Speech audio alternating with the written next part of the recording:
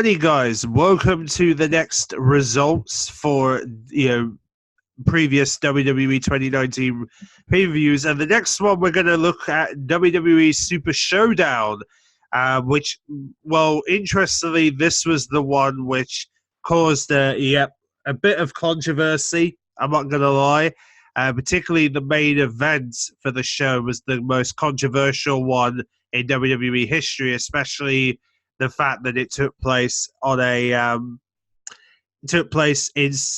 obviously overseas. Essentially, it took place in Syria, Arabia, which was where the entire show took place. Anyway, with that said, we are going to kick things off with a kickoff match where the Usos would defeat the Revival. This was their first rivalry as Raw tag team on Monday Night Raw. So the Revival were the first for the Usos to overcome. However, the Revival would then end up winning the Raw tag titles once again. Then this would then lead to a Universal Championship match where Seth Rollins would challenge Baron Corbin. Yeah, Baron Corbin would be the next challenger in line to battle for the Universal Championship, and Seth Rollins overcame him, even though Brock Lesnar tried to cash in on Baron Corbin during this show, and Seth Rollins kind of dealt with Lesnar quite aggressively. And then eventually we would come to the Intercontinental Championship match where the Demon Finn Balor would take on Andrade for the Intercontinental Championship, and Finn Balor obviously overcame Andrade and remaining Intercontinental Champion for the event, which would eventually lead to Shinsuke Nakamura. Obviously, will eventually lead to Finn Balor's loss to Shinsuke Nakamura, which we'll discuss in the next pay-per-view review. And then we would have the best in the world, as he claims himself, Shane McMahon, well, basically mocking CM Punk, essentially, trying to take on Roman Reigns, and somehow, someway, Shane McMahon beats Roman Reigns.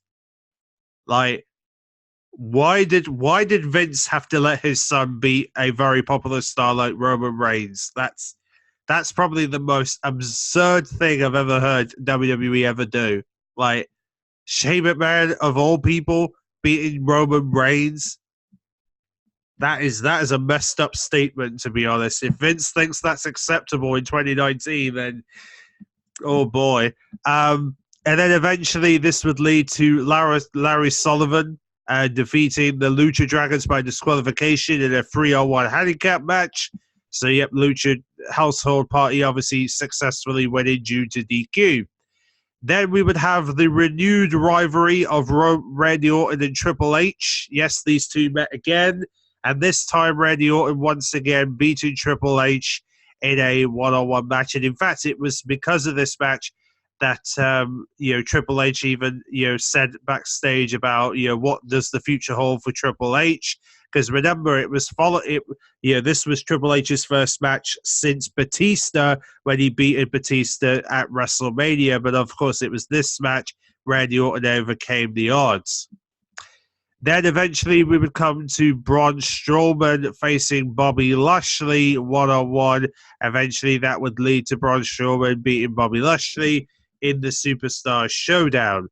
And then eventually we would see the returning Dolph Ziggler challenge Kofi Kingston for the WWE Championship. These two had a quite extensive rivalry in the past, finally having a rivalry for the WWE Championship, and eventually Kofi Kingston would beat Dolph Ziggler in their first WWE title battle in Saudi Arabia.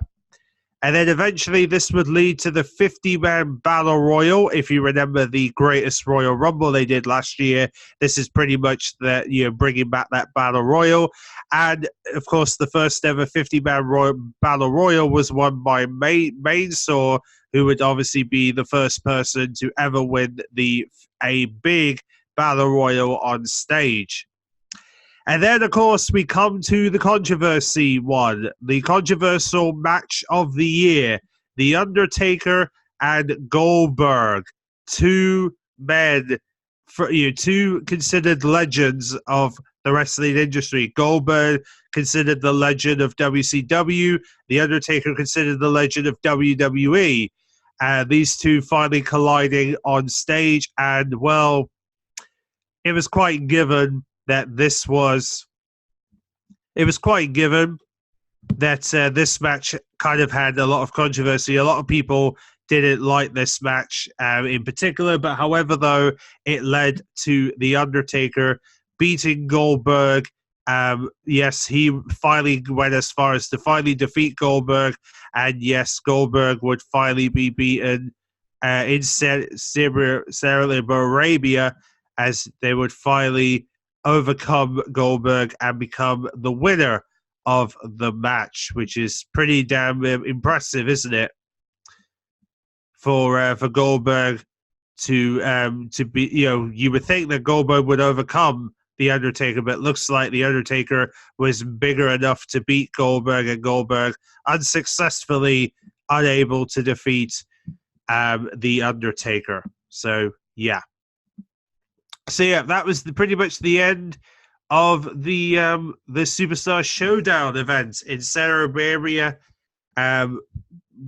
You could say this was an event that tried to match the quality of WrestleMania, or technically you could say the Undertaker Goldberg match should have been a WrestleMania match, but unfortunately it didn't meet the expectation of a WrestleMania match, which was kind of unfortunate, because you would think that that would make sense for this to be a WrestleMania match, but no, it didn't meet the requirements. So there you go. That is the Superstar Showdown event for which took place in the other side of the world, and we are going to move on to Extreme Rules to showcase the results of the event. So I will see you in that next episode, looking at Extreme Rules, and eventually we'll be looking at the NXT TakeOver, as well as the UK NXT TakeOver, and of course SummerSlam, and more importantly, the recent Clash of Champions. So see you then.